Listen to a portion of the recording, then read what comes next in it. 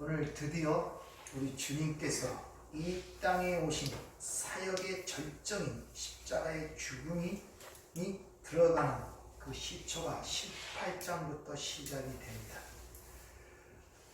하나님의 아들 예수님께서 이 땅에 오신 것은 사람들의 어떤 가르침과 교훈과 이적과 기사를 보여주기 위해서 이 땅에 오신 것이 아니라 십자가에 죽으시기 위해서 이 땅에 오셨다는 사실들을 여러분이 아셔야 됩니다.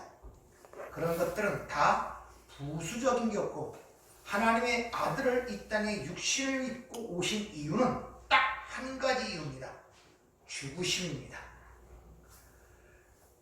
피조물을 위하여 당신의 백성들을, 티끌에 불과한 당신의 백성들을 하나님의 백성, 신의 성품의 자녀로 만들기 위하여 신의 죽음이 필요했다는 것입니다.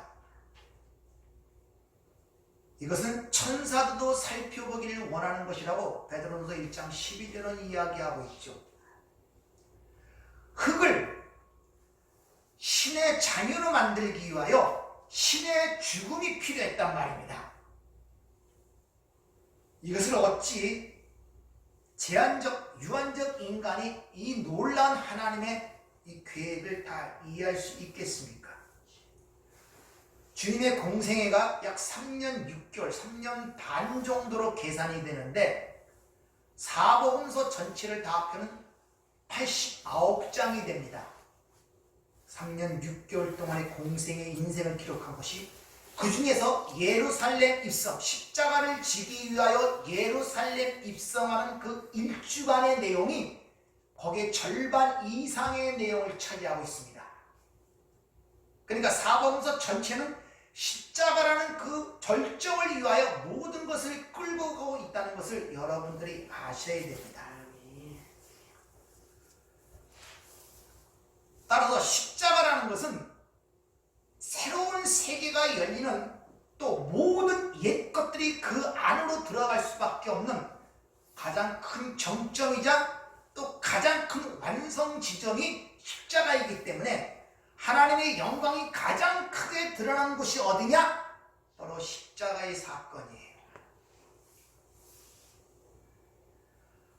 홍해를 가르는 사건도 아니고 떡 5개와 물고기 2마리로 5,000명을 메고 12바구니를 나는 사건도 아니고 주님이 풍랑위를 걸어 풍랑을 잔잔케 하는 사건도 아닌 바로 십자가의 사건이 하나님의 영광이 가장 크게 드러나고 절정인 사건임을 성경은 우리에게 일러주고 있다는 것입니다. 따라서 저와 여러분이, 흙에 불과한 저와 여러분이 신의 자녀, 신의 성품에 대한 하나님의 자녀, 하나님 나라의 상속자로 되기 위해서는 거기에 하나님의 희생, 신의 죽음이 필요했다는 사실들을 여러분들이 잘 인식을 하셔야 돼요. 그리고 그것이 우리 삶 속에서 무엇을 가리키고 무엇을 의미하는지를 알아질 때 비로소 여러분들은 그 하나님의 놀라운 사랑과 은혜를 만끽할 수가 있는 것입니다. 오늘 이제 18장부터 마지막 21장까지 십자가의 순환과 십자가의 죽음과 부활의 사건이, 즉 요한복음의 결론이 내용이 18장부터 시작된다는 것입니다. 그런데 특이한 것은 이 요한복음과 다른 공강복음, 즉 마태, 마가, 누가와 결론 부분이 달라요. 이 마태, 마가, 누가를 공강복음이라는 것은 전부 다 비슷비슷한 내용들이 있기 때문에 공강복음이라고 그러는데 요한복음은 전혀 그 다른 공강복음과 결론이 다르게 나고 있다는 것을 여러분들이 잘 기억을 하시길 바랍니다. 다른 공강복음서는 예수님의 순환, 마지막 그 순간들을 아주 감성적으로 그려요. 그래서 겟세마네 동산에서 기도를 하시는데 땀방울이 핏방울처럼 떨어졌다. 십자가상에서 나의 하나님이여, 나의 하나님이여, 나를 어찌 버리시나이까 절절한 외침과 절규가 기록되어 있고, 심지어 그 얼마나 크게 십자가의 고통이 컸든지 내가 심히 고민하여 내 마음이 죽게 됐다고 절절하게 토로하는 주님의 모습이 다른 공간복음서에 기록이 되어 있단 말입니다. 근데 요한복음은 그런 것이 전혀 없어요. 그런 내용들이 전혀 기록되지 않고 있다는 것입니다. 왜 그러냐? 그 이유를 요한복음에서 이 요한복음을 기록한 목적의 내용을 통하여 그 이유를 우리에게 분명히 밝히고 있는데, 자, 요한복음 20장 30절부터 31절은 이 요한복음을 기록한 이유를 이렇게 얘기를 합니다. 예수께서 제자들 앞에서 이 책에 기록되지 아니한 다른 표적도 많이 행하셨으나 오직 이것을 기록함은 너희로 예수께서 하나님의 아들 그리스도이심을 믿게 하려 하며 또 너희로 믿고 그 이름을 힘입어 생명을 얻게 하려 함이니라. 자, 요한복음에 기록한 목적을 예수님이 하나님의 아들, 즉 그분이 하나님이심을 증거하기 위함이고, 두 번째는 그 이름을 힘입는다는 뜻은 그 이름 안에서, 이름이라는 그분의 존재 자체를 얘기한다고 말씀을 드렸죠. 그분 안에서 생명을 가지게 하기 위해서라는 것입니다. 그것이 요한복음의 기록의 목적이라고 분명히 이야기를 하고 있단 말입니다. 자, 그럼 요한복음에서 왜 그분의 하나님 되심과 또 그 이름 안에서만 생명을 얻을 수 있다는 그 예수의 하나님 되심을 그렇게 드러내고 있느냐? 그것은 바로 그렇게 신성, 즉 거룩한 하나님이심과 그 하나님의 백성들을 상징하는 제자들의 대조적 모습을 통하여 하나님의 은혜의 복음만 오롯이 드러나게 하기 위해서 그렇다는 것입니다. 즉 하나님의 거룩한 신성과 성품이 드러날수록 죄인된 인간의 그 죄의 추악함과 더러움과 불가능함과 연약함이 대조되어 드러나고 있단 말입니다. 그러니까 어둠이 깊을수록 빛은 더 밝게 빛나는 것과 같은 이치를 통하여 오직 하나님의 복음은 은혜의 복음이라는 것을 우리에게 강력하게 제시를 하고 있다는 거예요. 즉 너희가 은혜로 인하여 믿음으로 말미암아 구원을 받았나니 너희에게 난 것이 아니요 하나님의 선물이라는 사실을 그들에게 더욱더 각인시키기 위하여 이런 문학적 구조법을 통하여 우리에게 지금 교훈을 주고 계시다는 것입니다. 그래서 요한복음은 초두부터 세상의 무지로부터 시작이 되죠. 요한복음 1장 10절 이하에 보면 그가 세상에 계셨으며 세상이 그로 말미암아 지은 바 되었으되 세상이 그를 알지 못하였고 자기 땅에 오매 자기 백성이 영접지 아니하였더라. 이렇게 세상의 무지와 어리석음으로부터 요한복음이 시작된다는 것을 우리가 잘 알 수가 있다는 것이죠.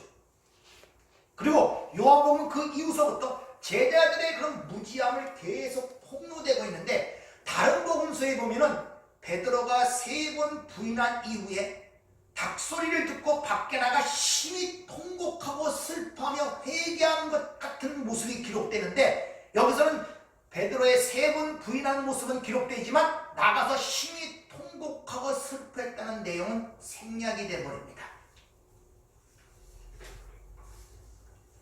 그리고 20장에 보면 도마와 그 다른 제자들이 부활하신 주님을 여러 번 만나요.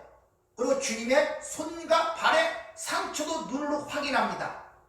그리고 21장에 보면 그럼에도 불구하고 그들은 다 자기 집으로 가서 고기 잡으러 돌아가는 모습으로 그려져요. 이렇게 계속적으로 하나님의 백성을 상징하는 12제자의 어리석음들이 계속 폭로되는 것을 우리가 볼 수 있다는 것이죠. 그리고 다른 복음서에 보면은 부활한 이후에 아주 대위임적인 명령이나 기쁨과 찬송으로 마무리가 지어집니다. 마태복음 같은 경우는 마지막 때에 하늘과 땅의 권세를 내게 주셨으므로 너희는 가서 아버지와 아들과 성령의 이름으로 세례를 주고 내게 너의 분과 가르쳐 지키게 하라. 또 마가복음 같은 경우는 마지막 절에 보니까 천하 만국을 다니며 내 복음을 전파하라. 누가복음 마지막은 경배하며 큰 기쁨으로 늘 성령에서 하나님을 찬송하더라. 이렇게 끝나요. 그런데 요한복음은 어떻게 끝나냐? 베드로의 어리석은 질문으로 끝나요. 이 사람들은 어떻게 되겠사옵나이까? 라는 질문으로 끝나요. 그러니까 다른 복음서와는 전혀 다른 결론을 갖고 지금 우리에게 뭐를 가르쳐주고 있다는 것입니다. 그래서 요한복음을 지금까지 공부해왔지만은 요한복음에는 예수님의 인간적인 모습으로 고민하거나 범민하는 모습이 하나도 없어요. 이제 잠시 후에 계획했지만 그 예수를 잡으러 왔는 그들에게 당당하게 나다 라고 자신을 밝히고 빌라도의 재판장 앞에서 내가 왕이다 당당히 밝히는 모습으로 기록될 뿐만 아니라 십자가에 죽는 그 모습도 죽음이 예수를 잡아가는 것이 아니라 예수가 스스로 죽음을 의도하고 죽음을 끌고 가는 당당한 모습으로 나온다는 것을 우리에게 보여주고 있습니다. 이 앞에서도 얘기를 하죠. 요한복음 10장에 보면 내가 생명을 빼앗는 자가 있는 것이 아니라 내가 스스로 버리되 다시 얻기 위하여 어떤 특정한 목적을 위하여 잠시 자신의 생명을 내어놓는다는 그런 의미로 십자가에 얘기하는데 지금 십자가에 달리는 사건도 그런 식으로 이끌어가는 것을 우리가 볼 수 있다는 것입니다. 자, 이런 관점에서 오늘 18절 본문을 통해 우리에게 뭘 말씀하고 한번 생각해 보도록 하겠습니다. 우선 이 말씀을 하시고 이것은 앞에 17장 주님의 기도를 끝마치고 이렇게 얘기합니다. 그리고 어디로 가셨냐면 기드론 시내 건너편으로 건너가셨다 이렇게 얘기를 해요. 기드론 시내, 거기가 기드론 시내 건너편이 감람산이 있는 곳이고 겟셋만의 동산, 즉 제자들과 자주 거기서 모여서 기도했던 장소 겟셋만의 동산이 있는 곳입니다. 다른 데는 감람산 겟셋만의 동산이라고 표현하는데 여기서는 기드론 시내라는 여기서만 유일하게 이 표현이 나와요. 기드론 시내 건너편으로 가셨다.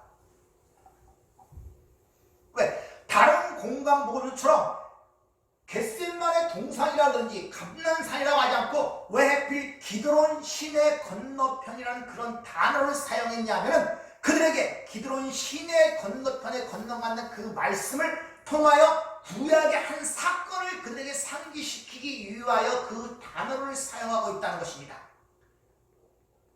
기드론 시내, 뭐 생각나는 사건 없습니까?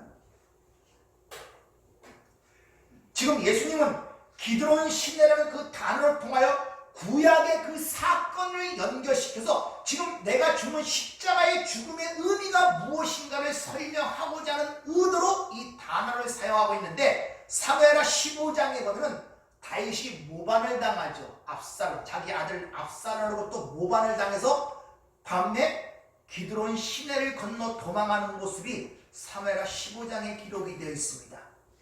그 압살롬이 모반한다. 아버지를 배역하고. 그런데 그 모반에 그 다윗의 책사였던 아이도벨이 합세를 해요. 근데 하나님께서 그들의 모략과 배반을 뒤집어 엎어갖고 둘 다 나무에 매달아 죽입니다. 그 배반했던 압살롬은 머리가 나무에 걸려 요압의 창에 죽고 아이도벨은 자기 책략이 실패했다는 사실을 알고 집에 들어가 나무에 목을 메어 자살하는 사건이 나옵니다. 즉 다윗의 승리로 끝나는 그 사건이 바로 그 사건이에요. 사무엘 15장. 그 사건을 유대인들은 그 내용을 들을 때 이게 알고 있어. 무슨 사건인지를 이해했단 말입니다. 우리가 이수신 장군 할 때 그 단어를 통하여 무슨 해적 같은 걸 연상을 해야 알아듣듯이 그래서 기드론이라는 이 단어를 특히 사용하시는 거예요. 이와 같이 내가 기드론 시내라는 걸 들어가서 그곳에 잡힐 것이지만은 그러나 다윗이 거기서 하나님의 역사로 승리한 것처럼 나도 승리할 것이라는 것을 이미 그 단어를 통해서 그들에게 지금 가르쳐주고 있는 거예요. 기드론이라는 이 단어가 어둠 또는 혼돈 이런 의미를 갖고 있단 말입니다. 이 장면을 잘 생각해 보세요. 어두운 곳으로 어두운 밤에 예수님, 빛 대신 예수님이 들어가는 지금 형국이에요. 이걸 또 다른 말로 표현하면 이 하나님의 나라에서 이 어두운 세상으로 속육신하는 예수님의 속육신 사건을 상징할 뿐만 아니라 창세기 1장에 이미 나오죠. 땅이 혼돈하고 공허한데 빛이 드러나자 창조가 일어나죠. 이 내용이 지금 같이 반복되어 지금 우리에게 일러주고 있단 말입니다. 그래서 요한복음 1장 4절에 이미 빛이 어둠을 비치되 어둠이 깨닫지 못하더라. 그러니까 어둠이라는 이 기도하는 시대를 건너는 빛 대신 예수님은 바로 흑암 가운데 있던 그들의 백성들 안으로 들어가 자신의 십자가의 죽음으로 말미암아 그 어둠으로부터 분리하여 빛의 아들로 만들어내기 위한 그 장면을 지금 우리에게 연상시켜 보여주고 있는 것입니다. 창세기 1장에 땅이 혼돈하고 공허한데 빛이 드러나자 그럴 때부터 새로운 창조가 일어나듯이 지금 그것을 우리에게 설명해 주고 있다는 것입니다. 자, 그렇게 어둠 속으로 그 어둠 속에 있던 그 백성들, 자신의 백성들을 건져내기 위해 빛 대신 예수님이 들어가는데 그 어둠에 있던 자들이 그 빛을 어떻게 대하는가에 대해서 우리의 실제 모습이 어떠함을 그 그림으로써 우리에게 지금 보여주고 있는 거예요.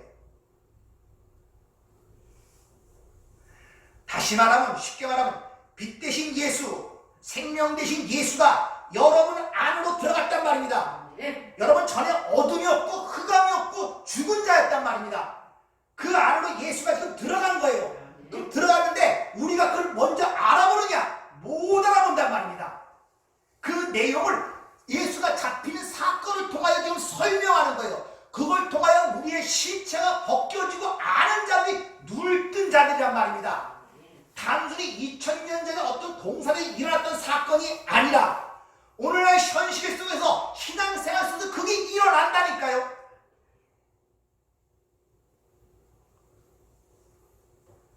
(3절을) 보면 그 기드론 시내를 건너간 예수를 잡기 위하여 사람 그 상황을 설명하는 (3절을) 보면 유다가 군대와 대제사장들과 바리새인들에게 얻은 아랫사람들을 데리고 등과 횃불과 무기를 가지고 그리로 오는지라 이렇게 얘기해요. 예수라는 사람, 예수라는 그 한 빛을 잡기 위하여 어둠의 세상에서 동원되는 것들이 누구냐? 유다! 12제자 중에 하나였지 않습니까?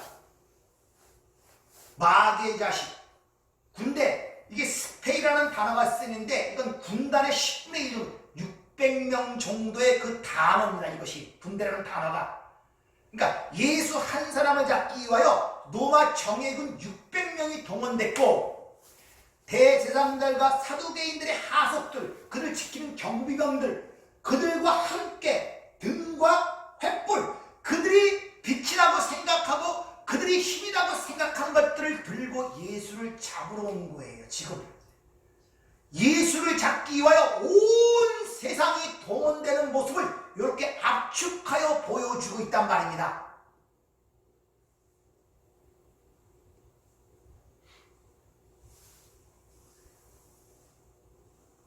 온 세상이 예수 하나를 앞에서 다 동원시키는 거예요. 근데 거기 중요한 게 뭐냐? 대제사장들과 바리새인들이에요. 이들이 누굽니까? 하나님을 믿는, 하나님을 잘 믿다고 생각하는 종교인들이란 말입니다. 핍박해. 그러니까 어느 한 부분이 핍박하는 거냐? 온 세상이 예수를 잡고 죽이려고 한다는 내용을 이 압축된 내용 속에서 우리에게 보여주고 있는 거예요. 이게 세상의 힘이 지배하는 세상 속에서 빛을 끄기 위하여, 죽이기 위하여 동원되는 세상의 세력들을 상징적으로 우리에게 보여주고 있단 말입니다. 정치, 종교, 군대, 모든 것이 예수를 대적하고 있단 말입니다. 근데 그 유다와 군대와 대상과 바리새인들이 자 여러분 안에 있는 것들이란 말입니다. 여러분 생각과 이론과 모든 것들이, 행동과 감성과 모든 것들이 다 예수를 죽이려고 노력들을 한단 말입니다. 그걸 거부하려고. 그래서 영적 싸움이 처절한 거예요. 그래서 전신갑주를 입으라고 하고 혈과 육에 대한 것이 아님을 분명히 성경은 우리에게 밝히고 있단 말입니다. 이 전쟁이 여러분 안에서 일어나는 것을 인식하시라는 것이죠. 그 처절한 싸움을.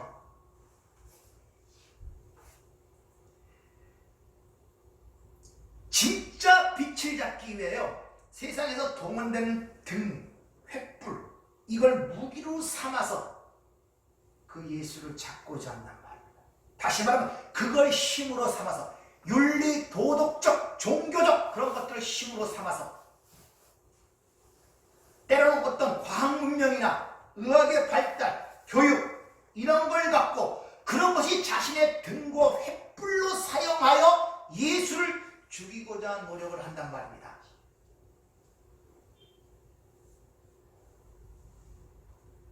예수를 죽인다 그러니까 자꾸 밖에서 사람 죽이고 피 흘리는 생각들 하죠. 생각과 판단 속에서 나 위에 네 처자나 네 남편이나 네 아내나 네 자식을 더 사랑하면 내게 합당치 않다 그러죠. 그게 바로 예수를 죽이는 것들이라니까 전부 다. 살인하고 있단 말입니다. 우리 그걸 못 느끼죠. 내 생명 대신 나의 죽은 흙을 하나님의 생명으로 만들기 위하여 자신을 준 그것을 우리는 인지하지 못하기 때문에 내가 생각하는 가장 소중하고 세상 힘으로 생각하는 그것들을 먼저 잡고 있는 그것이 예수를 죽이는 거라니까요. 다른 것이 아니라 뭐 예수를 배반하고 죽인다 그러면 세상 사람처럼 가서 어디가 술 먹고 뭐 주일날 빠지고 뭐 누구 때리고 사기치고 그런 것 그거 밖에서 그런 거 정도 수준이 아니란 말입니다. 오늘 그것들을 우리에게 지금 일러주고 있는 거예요. 쉬운 말로 예수. 여러분 카톡에 보낸 거 봤습니까? 이것을 제대로 보세요. 아멘. 에베소 1장 10절의 내용이 뭡니까?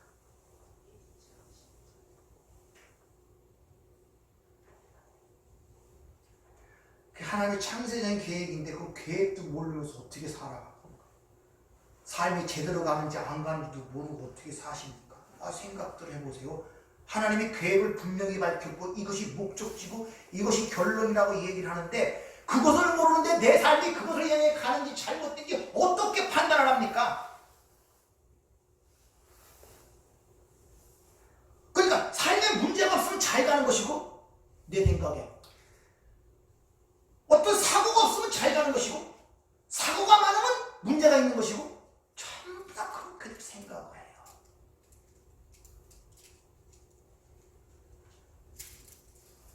하늘과 땅이 그리스도 예수 안에서 아나케팔로 나오마이 통일되게 하려 하십니다. 이것이 하나님의 계획.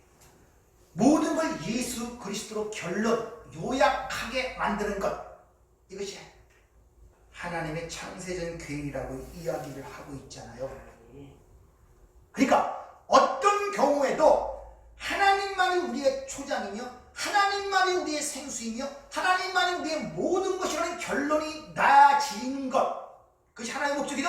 그것을 벗어나는 것들이 전부 다예요. 그러니까 내 행복과 내 만족과 내 모든 삶의 목적과 목표가 예수라는 것에서 벗어나고 딴 것을 의지하여 힘으로 삼고 행복의 조건으로 삼는 건 전부 다 예수를 죽이는 것들이라니까요.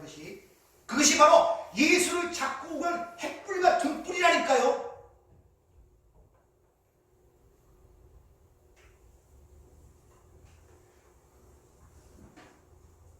그렇게 해서 생각들 안 하고 사시잖아요. 뭐 사실 뭐 하나님 나라도 관심이 없죠. 뭐 보이는 그저 이 세상 현재 현실적으로 내 감각적으로 느껴지는 것 거기에만 모든 관심이 있어요. 아니 편안하면 돼요. 아프지 않고 편안하고 뭔가 잘 먹고 잘 살고 그럼 그것이 행복이고 그것이 원하는 것이고 그것이 하나님의 뜻. 이것이 바로 예수를 잡으러 온 자리 갖고 있던 횃불과 등불이란 말이에요. 시편 119편 105절 내 발의 등이요 내 길의 빛입니다. 뭐가요? 말씀이. 여러분들은 여러분 자신의 길 자신의 발에 등과 횃불이 누가 되고 있습니까? 다시 말해 행복과 만족을 어디서 찾고 있냔 말이에요. 삶의 목표와 목적지를 뭘 갖고 찾냔 말이죠.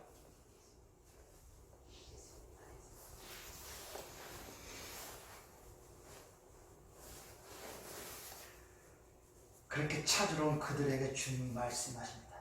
누구를 찾느냐? 누구를 찾느냐? 다시 말하면 의역을 하자면은 얘들아, 너희 갖고 있는 그 횃불과 등불로 너희가 원하는 것을 찾을 수 있겠느냐? 이런 의미란 말입니다. 그러자 그런데 나사렛 예수라고 그러죠.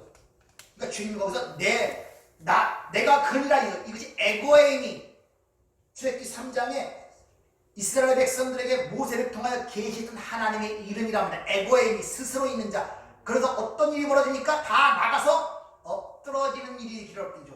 나가서 피토 그 자리에서 전부 다 확 꺼져버린 거, 전부 다 자빠져버린 거예요. 내가 그니라, 에고에임이.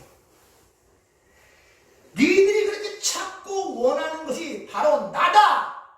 거기서 하나님의 영광을 확 에고에임이 탁 드러냈더니 그 눈먼 자들이 그 앞에서 확 꼬꾸라지는 거예요. 무슨 의미냐? 앞으로 일어날 일들은 내가 힘이 없어 잡혀가는 것이 아님을 그들에게 지금 가르쳐주고 우리에게 교훈을 시키는 거예요. 그러니까 그 모든 사건은 하나님의 지금 작전과 예정 속에 하나님의 주도권하에 일어나는 것이지 내가 힘이 없어 잡혀가는 것이 아니라는 것을 우리가 합니다. 그리고 힘이 있는 자가 자신을 그렇게 힘이 없는 자로 내다갈 때는 무슨 이유가 있을 거 아닙니까? 그것들을 한번 생각해보라, 이런 말이에요.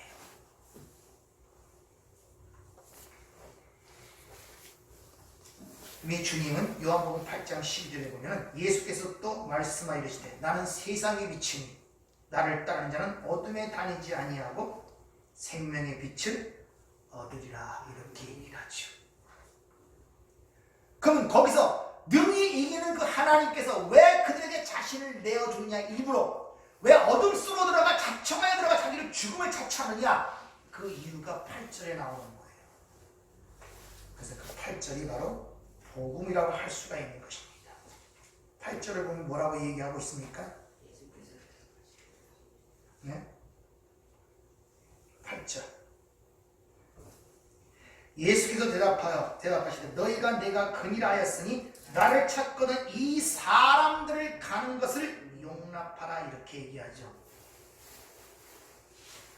4절에 보면 주님이 모든 일어날 일 것을 다 아셨다, 그렇게 얘기를 합니다. 이게 에이도스 판타, 에이도의 동분사 완료형, 모든 것을 이미 다 알고 계셨단 말이에요. 그러니까 지금 기드론 시내를 건너는 것은 그들을 피해 걷는 것에 자청하여 일부러 어둠 속으로 들어오신다는 것을 우리에게 보여준 거예요. 마치 이 죄악과 율법 아래 자신이 운 성육신의 사건처럼 이 땅의 어두운 세상으로 들어온 것처럼 역시 그분이 영으로 말씀으로 여러분 안에 들어간 사건을 얘기한단 말입니다. 지금 자청하여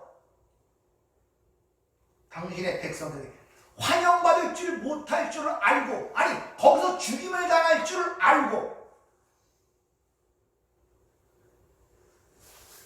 여러분 삶 속에 찾아가서 여러분 삶 속에 개입하고 들어간 것은 여러분이 그분을 알아보고 환영할 것도 아니라 그가 나를 죽일 것임을 알았단 말이에요. 따라서 2000년 전 십자가에서 죽은 그 예수가 나를 위해 죽었다는 그것을 여러분 인식한다면 여러분 삶 속에 구석구석 속마다 그걸 느껴져야 돼요. 이것이 예수를 죽인 거구나, 이래서 내 위해 죽었구나를 절절하게 체감한 느낌이다. 어쩔 수 없는 자였구나 를 절절하게 느껴야 된단 말입니다.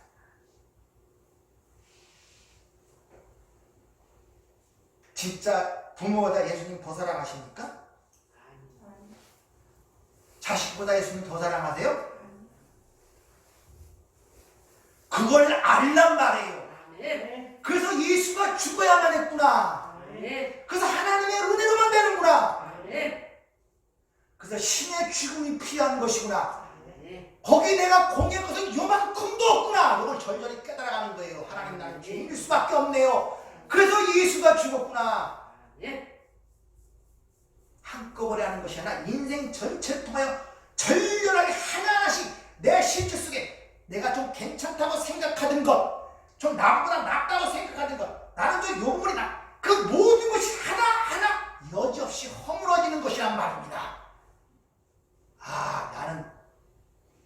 죽어야 할 자였구나. 죽어야 할 자였구나.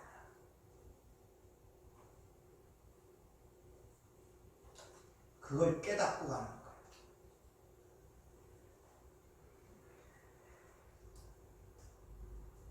그래서 자기를 부인하고 자기 십자가를 지라 그랬죠. 여러분 안에 예수님이 들어오면 여러분이 십자가를 지게 돼 있어요. 그게 자기 십자가란 말입니다. 그게 자기 부인이란 말입니다.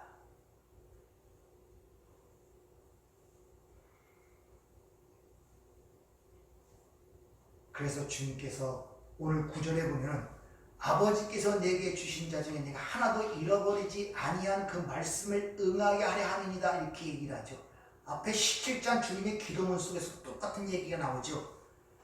주에게 주신 아버지의 이름으로 그들을 보존하고 지켰나이다. 그 중에 하나도 멸망치 않고 다만 멸망의 자식뿐이오니 이는 성경을 응하게 합니다. 요한복음 6장 앞에서도 아버지 뜻이 분명히 그런 것임을 얘기하죠. 나를 보내신 이의 뜻은 내게 주신 자 중에 내가 하나도 잃어버리지 아니하고 마지막 날에 다시 살리는 이것입니다.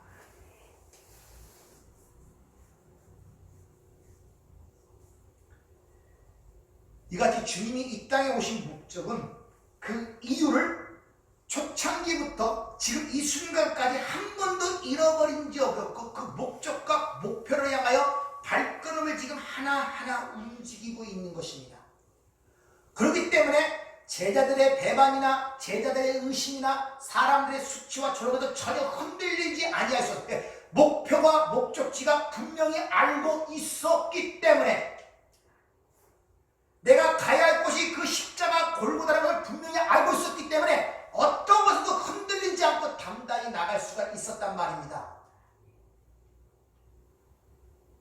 우리의 삶이 흔들리고 혼돈스러운 이유가 뭔지 아십니까? 아직도 목표가 불완전해요. 목적지가 불완전해요. 지금 어디로 가십니까? 그래서 너희가 예수님의 치욕을 짊어지고 어디로 가자? 영문박 골고다로 가자. 그렇죠.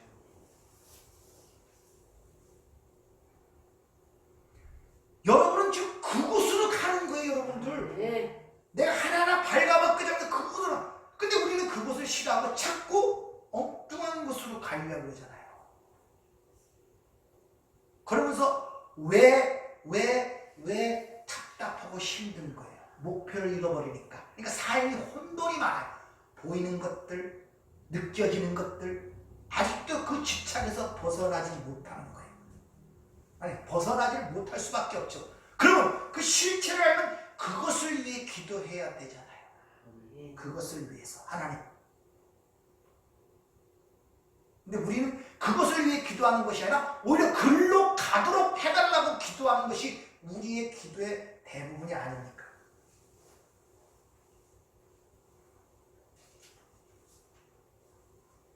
에덴 동산에 보면 여기 보면 특별히 동산이라는 말을 또 사용하시죠. 동산. 1절에 보면 의도적으로 동산, 쾌포스라는 단어를 사용해요. 동산하면 머리 떠오르는 것이 어디입니까? 에덴 동산. 에덴 동산에 일어났던 일이 여기서 지금 반복되고 첫 번째 동산에는 어떤 일이 일어났느냐? 자기의 신부가 실수를 때문에 자기가 그렇게 했다고 핑계하여 그 하나님이 주신 제사장적 직분을 망각하고 망령된 일을 향하는 아담, 첫 번째 신랑, 첫 번째 아담의 모습이 거기서 나타나죠. 당신이 준 여자 때문에 내가 이렇게 먹었다는 핑계로 인하여 신부를 버리죠.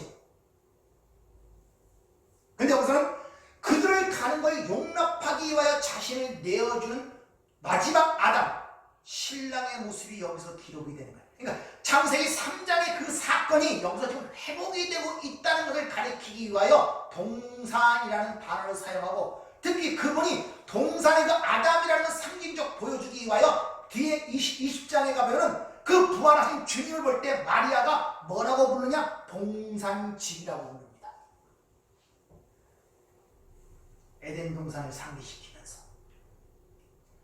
우리의 첫 번째 신랑이었던 아담이 실패한 첫 번째 아담이 실패한 이야기가 지금 두 번째 마지막 아담이고 우리의 신랑이신 그 어린 양이신 그 신랑이 신부를 위하여 자신을 내어주고 있는 모습이란 말입니다.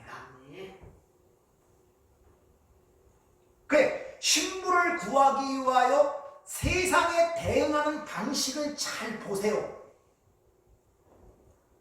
뭐함으로? 자신을 내어주므로. 십자가의 죽음을 얘기하고 있죠. 8절에 보면 조금 전에 말씀드린 예수께 대답하시되 내가 그니라 하였으니 나를 찾거든 이 사람들을 가는 것을 용납하라. 가는 것을 용납하라. 이게 아페미 히파고라는 히브리어가 아니 헬라어가 사용되는데 요 어구가 똑같이 사용된 것이 딱 한 군데 있습니다. 거기가 어디냐면 바로 라사라 사건에서 그 단어가 그대로 사용됩니다. 요한복음 11장 40절 죽은 자가 수족을 배로 동인채로 나오는데 그 얼굴은 수건에 쌓였더라. 예수께서 이르시되 풀어놓아 다니게 하라. 여기 아페미 휘파고라는 단어입니다. 용납하라. 풀어놓아 다니게 하라. 즉 자신을 내어줌으로 그 신부들의 자유함을 주는 모습이 이 단어 속에서 보여주는데 나사로에서 수건에서 죽음에서 살아나는 그 사건과 연관시키기 위하여 그걸 가르치기 위하여 거기서 사용됐던 똑같은 어구를 여기서도 사용하고 있단 말입니다. 다니게 하라.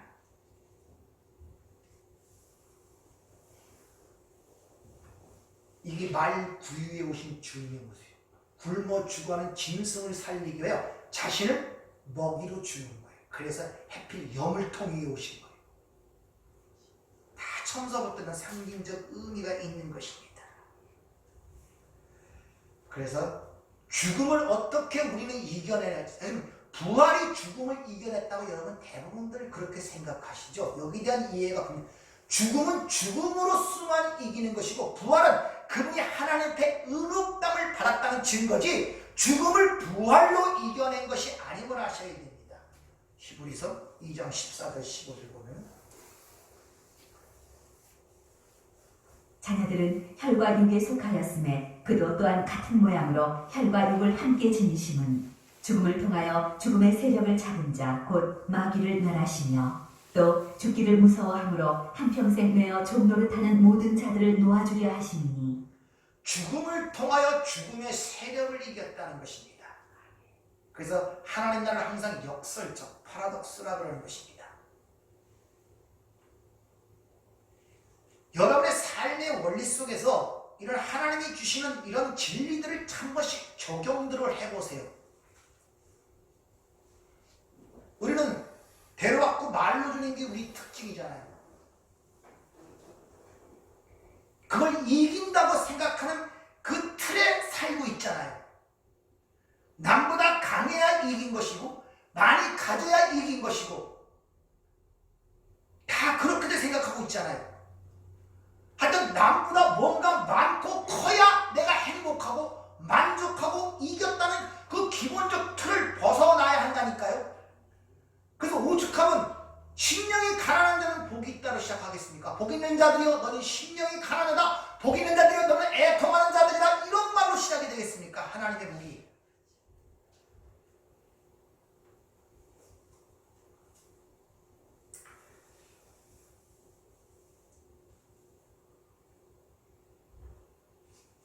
우리가 이 땅에 살면서 하나님이 이 세상에 오셔서 자신의 죽음으로써 우리를 하나님의 백성으로 만들어냈다는 그것을 이 땅에서 우리가 어떻게 알아가야 하냐면은 내가 죽는 과정을 통하여 그걸 아는 것이지 그 여정과 광야 40년 인생이라는 여정이 없으면은 그걸 배우지 못해요. 여러분 어렸을 때부터 교과서를 통하여 부모를 공경하라, 효하라, 나쁜 짓 하지 말라, 윤리도덕 배우죠. 그런 걸 못 배워서 이 세상이 이렇게 타락하고 이런 범죄가 많아집니까? 몰라서요? 아니 다 배웠잖아요. 왜 안 됩니까?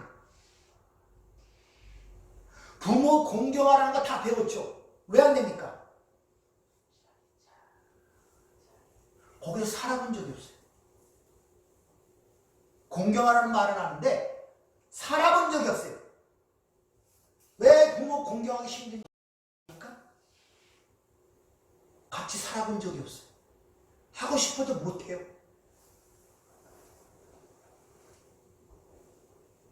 그래서 첫 번서부터 시어머니가 며느리가 지지고 볶고 같이 산 사람은 내중에도 같이 살 수가 있었거든요.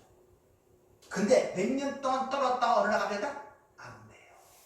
부모는 공경해야 되나? 머리는 알지만 행동이 나가지 않아요. 경험해 본 적이 없어요. 살아본 적이 없고 본 적이 없어요. 머리로 배워지는 것이 아니란 말입니다. 아시겠습니까?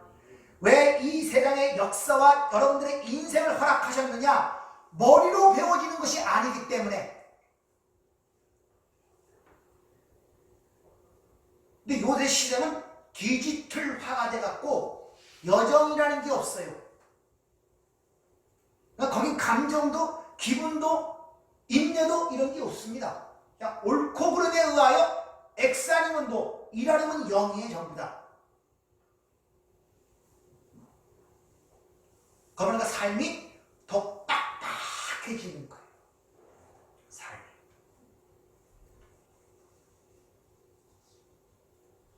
지기를 싫어하잖아요.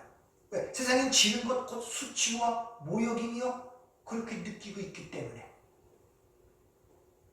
그렇게 지기 싫어하잖아요. 왜? 그거 자체의 기준이 뭡니까? 그것은 모욕적인 것이고 비참한 것이고 할 수 있으면 하지 말아야 된다는 기본적 그 틀에 꽉 잡혀 있어요. 지는 것이 주님은 이긴다고 얘기를 하는데 이 틀이 안 깨져요. 틀이 안 깨져요. 그러니까 삶이 힘든 거예요. 그 틀이 안 깨져요. 그래서 창세 때 첫째 날부터 셋째 날까지 먼저 틀을 만드는 거예요.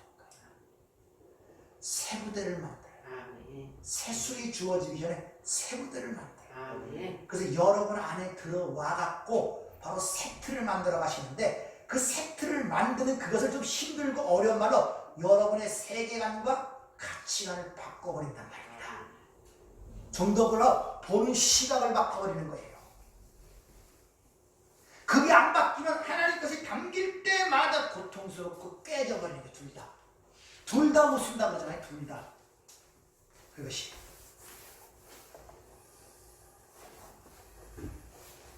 이렇게 자신이 줘야 사는 이런 것들을 베드로는 이해하지 못하는지 그 자리에서 어떤 일을 합니까? 10절에 보면 갑자기 검을 빼어서 말고라는 종의 귀를 쳐버리죠.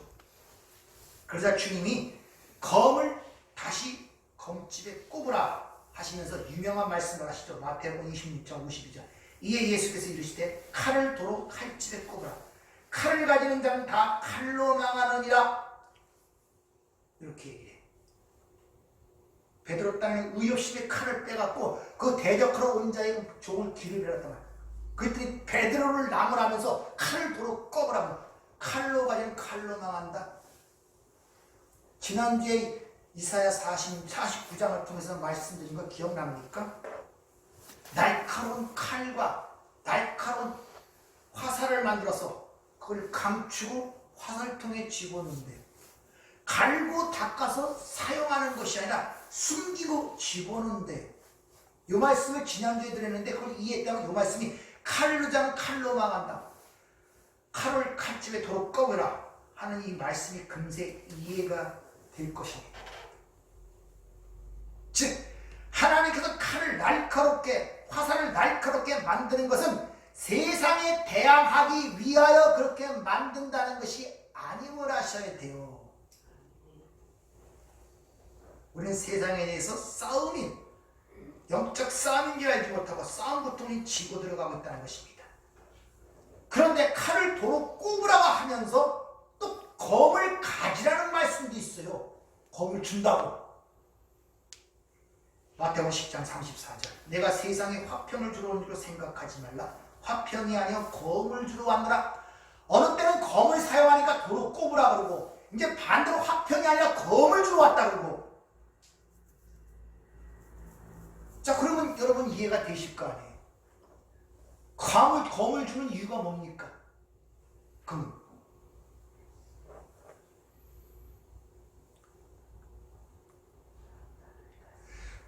사용하여 어둠의 세력을 대적하는 베드로에게는 검을 다시 꼽으라고 그러고, 주님은 내가 화평을 주고자 검을 주고 왔다고 그러고, 그럼 도대체 그 검을 갖고 뭐하라는 뜻이에요? 세상을 대적하지 말라라니.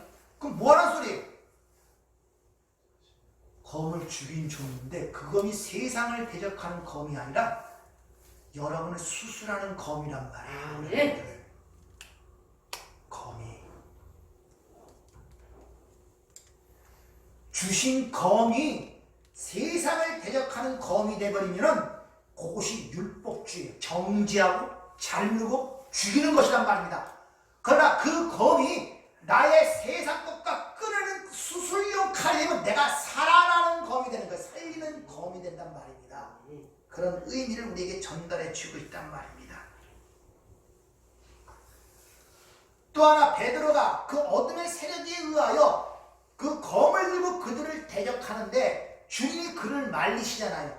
당연히 어둠의 세력에 의하여 대적을 해야 되는데 왜 주님은 베드로를 말리시냐? 거긴 또 다른 이유가 있단 말입니다. 어떤 이유겠습니까?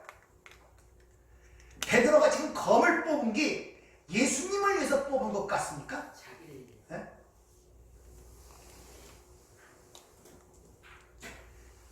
베드로는 일찌감치 모든 걸 버리고 예수님을 위해 헌신하고 따라온 자입니다.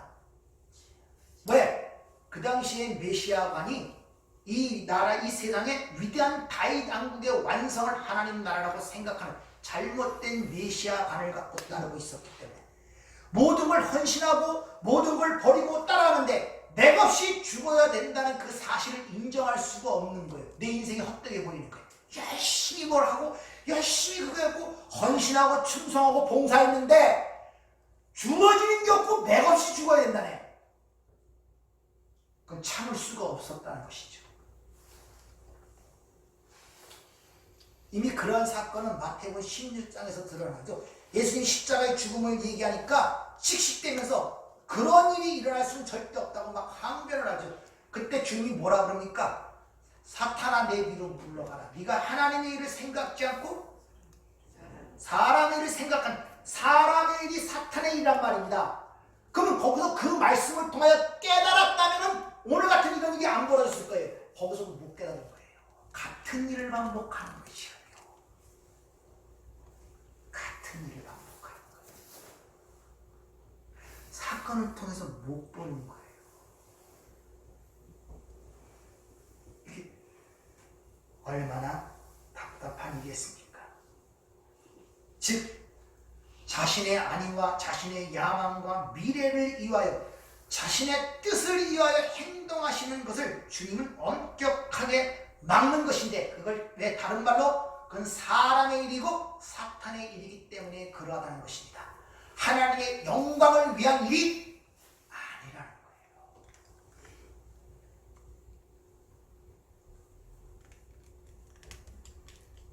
베드로뿐만 아니라 그 제자들도 베드로는 다른 제자들의 대표로 지금 서 있는 것입니다. 그 다른 제자들도 모든 걸 버리고 배와 그물을 버리고 부모를 버리고 예수님을 따르는 이유가 뭐겠습니까?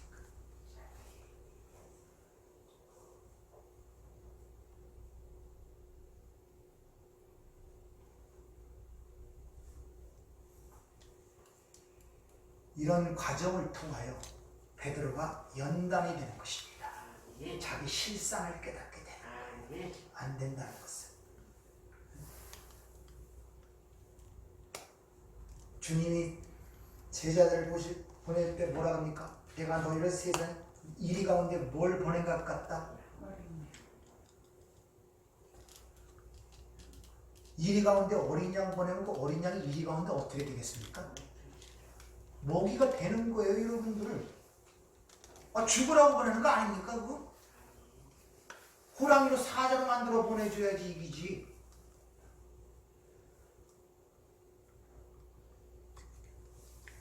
내가 이렇게 맥없이 죽는다. 아무 힘. 그래도 네가 나를 믿겠느냐? 이사야 53장의 말씀에 따르면 도살장에 끌려가는 어린 양이고 털가루 잠자는 양 같은 나를 그래도 믿겠느냐? 라고 지금 베드로에게 질문을 하고 있는 내용과 비슷한 말입니다. 그래도 네가 나를 주로 따르겠느냐? 한번 이 순간에 질문을 해볼게요.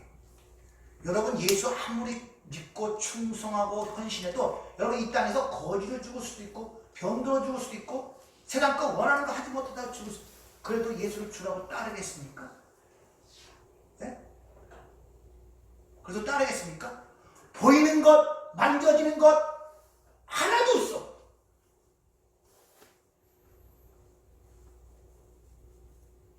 그래도 예수님을 나의 하나님, 나의 주라고 따르겠습니까? 이런 예수님의 십자가의 순환과 예수님이 팔아지는 이 과정을 통하여 지금 당신의 백성들에게 질문을 하고 있단 말입니다. 뭐 때문에 예수님께 지금 헌신하십니까? 뭐 때문에 충성하십니까? 뭐 때문에? 베드로와 다른 여자처럼 이 땅에 다이랑국이 이루지만 한 자리 차지하려면 그럼 여러분 잘못 생각하신 거예요. 진짜 잘못 하신 거예요, 여러분들. 절대 그런 거 약속 안 합니다. 내 나라는 이 나라에, 내 땅, 내 나라는 이 나라에 속한 것이야 라고 빌라도에게 얘기를 하잖아요.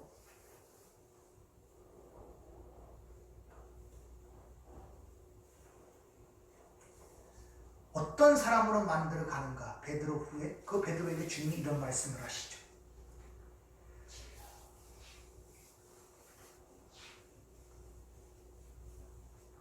내가 진실로 진실로 내게 이르노니 내가 젊어서는 스스로 띠띠고 원하는 곳으로 다녔거니와 늙어서는 내 팔을 벌리리니 남이 내게 띠띠우고 원하지 아니하는 곳으로 데려가리라. 이 말씀을 하심은 베드로가 어떠한 죽음으로 하나님께 영광을 돌릴 것을 가리키심이더라. 이 말씀을 하시고 베드로에게 이르시되 나를 따르라 하시니 네가 젊어서는 네가 원하는 대로 다녔거지만 늙어서는 이제 남이 내게 띠를 띠고 네가 원치 않는 곳으로 데려가게 된다는 거예요. 예수를 믿고 여러분이 예수를 영접하는 순간부터 여러분이 원하는 곳으로 갈 수가 없어요, 여러분들. 남이 띠를 띄우고 끌고 간다니까요. 남이 띠를 띄우고 네가 원치 않은 곳으로 데려간다 그러죠. 이게 우리 신앙생활이란 말입니다, 여러분들. 그래서 힘이 든 거예요. 여기서 띠를 띄운다는 이 띠라는 말이 창세기 3장에 보면 아담과 하와가 따먹지 말라는 선악과를 먹고 무화과 나무로 치마를 했지. 치마라는 단어가 하고라, 이게 띠라는 단어, 치마가 아니에요. 띠, 허리띠라는 뜻입니다. 그럼 우리 백성들이, 하나님의 백성들이 허리띠가 뭡니까? 진리의 말씀 아닙니까? 에베소 6장에 가면 진리의 허리띠를 띠라 그러죠. 하나님의 말씀이 여러분을 움켜잡고 여러분을 끌고 간다니까요. 여러분들이 그 말씀에 의하여 그 말씀의 검이 여러분을 수술하는 검이 된단 말입니다. 검이.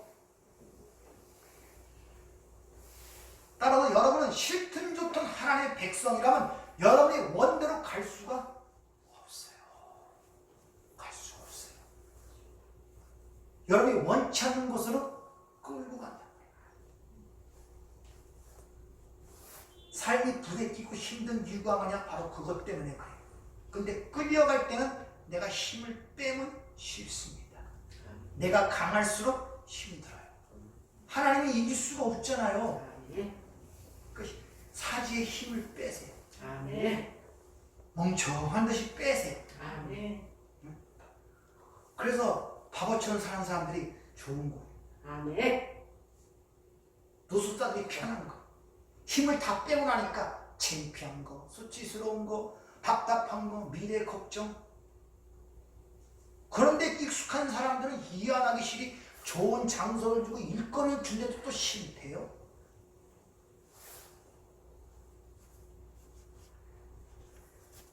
이것이 바로 구원받은 자들의 모습이며 이렇게 성숙해 가야 되기 때문에 바로 시편 121편의 말씀처럼 졸지도 주무실 수가 없어요. 우리를 계속 그 방향으로 끌어가기 위해서는 사순절이 시작됐습니다. 한번 십자가 이렇게 얘기하는데 성경에 주도 예수 그리스도의 십자가 예수라고 하는데 도대체 십자가가 뭘 예수의 죽음이라는 것이 뭘 큰 의미를 갖고 있는가를 한번 깊이 묵상을 해보세요. 그것이 내 삶에 어떤 의미를 던지고 있는가? 그것이 왜 하나님의 영광을 가장 크게 그러니까 도대체 자기 부인이라는 게 뭐야? 내가 먹고 싶은 거 안 먹는 거, 술 안 먹는 거, 담배 안 피는 게 자기 부인인가? 자기 십자가를 지나가는데 원수 같은 남편과 사는 것이 내 십자가 지는 것인가? 이런 문제들의 질문들을 해보란 말입니다. 도대체 그 의미를 알아야 거기서 자유함을 누리죠. 생각들을 좀 하세요. 우리 이론을 파하고 하나님 아는 것에 대적하여 높아진 것을 다 파하고 모든 생각을 사로잡아 그리스도에게 복종케 될 때 너희 구원이 온전케 된다는 것입니다. 그 내용이 함축적 상징적으로 드러나는 것이 바로 십자가란 말입니다. 하나님의 아들과 신성을 모든 걸 포기하고 짐승의 먹이로 하나님이 이 땅에 던져버린 거예요. 거기에 전적으로 순종하여 자신을 먹이로 주므로 말미암아 하나님이 그를 지극히 높여 하늘에 있는 자들과 땅에 있는 자들과 땅 아래 있는 자들로 그 앞에 이름의 무릎을 꿇게 하시고 요 모양이 우리의 모양새란 말입니다. 여러분들 다른 것이 아니라 오후 시간에는 예수를 판 자들의 이런 모습들을 통하여 하나님이 또 우리에게 무엇을 교훈하신가를 한번 공부해 보도록 하겠습니다. 기도하겠습니다. 은혜롭고 자비로우신 아버지, 교회들이 부활절을 앞두고 사순절이라는 기간을 통하여 다시 한번 예수님의 십자가의 의미와 십자가의 그 영광을 묵상하며 기도하며 생각하는 절기를 삼고 살아가는 가운데 있습니다. 아버지, 우리가 좀 더 하나님께 가까이 가기 위해서는 반드시 십자가라는 이것을 우리가 통과해야만 하는데 참으로 우리 힘으로는 할 수도 없고 또 세상에서는 그것이 감당치를 못합니다. 오늘 성령께서 일러 주셨사오니 우리 안에 눈과 귀를 열어 그 말씀의 검을 통하여 깨닫게 하시고 그렇게 부서지는 가운데 새롭게 세워지는 새사람으로서의 기쁨과 평강과 하나님의 은혜를 맛볼 수 있는 저희가 될 수 있도록 저희들에게 축복하여 주시옵소서. 예수님 이름으로 기도하옵나이다. 아멘.